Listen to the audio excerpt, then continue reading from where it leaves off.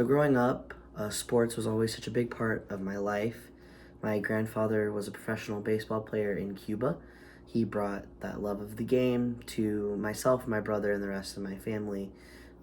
Both my brother and I grew up playing baseball and softball, and those created some of the best childhood memories that we both have.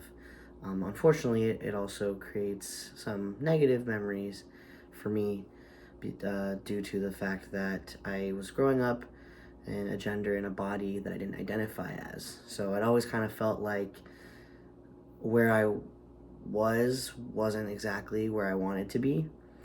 And whether or not you can relate exactly to that, there's many people that will definitely relate to maybe feeling like there's something that they would want to participate in or something that they could do, but being told that they are at a disadvantage or maybe might have unfair advantages because of something that they were born with or something that's out of their control.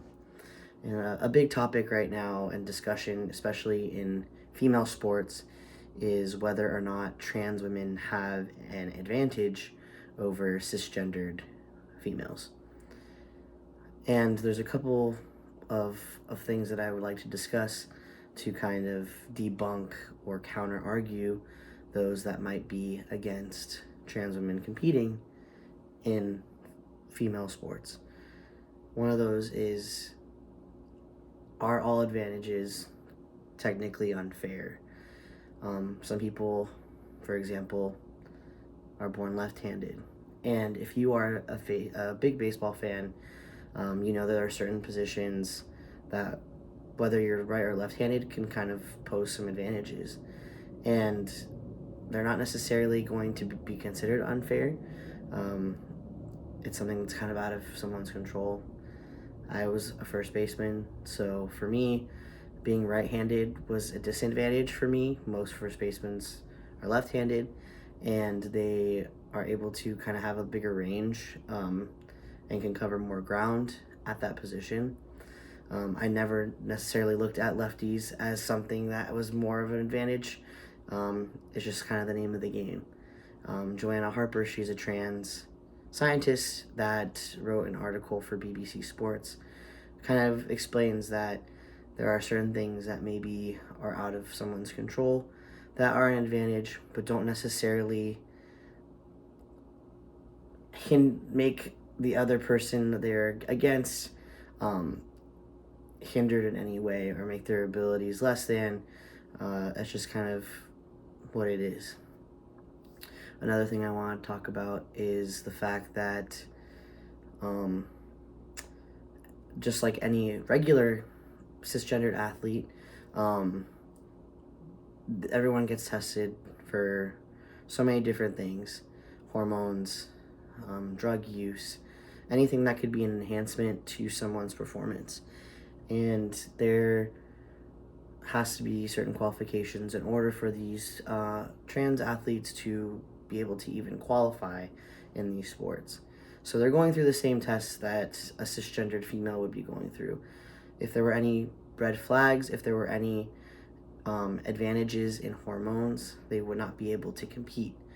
And I think that's something that is really important to talk about, because that's the biggest kind of argument, is that natural testosterone being produced in the trans women's body, even with the counteracting of estrogen and hormone therapy, is that they are producing more, or that maybe their body might be structured differently because they were born males. And that simply does not create any advantages because they still have to go through the same tests. Another thing that is also brought up is, as trying to find a middle ground for trans folks, is creating maybe a league just for trans athletes. And the issue with that would be that a lot of folks join sports for a sense of community, a sense of diversity, to kind of fit in and be with people that are like them. If we're creating something that is separating a group of people with another group of people, it kind of takes away and defeats the purpose of creating that community.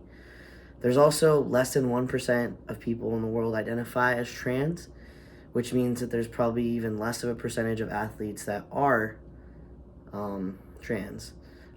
There's an article in The Guardian that discusses those statistics, and it just wouldn't be feasible to be able to compete at the level professionally that these women are trying to compete at currently.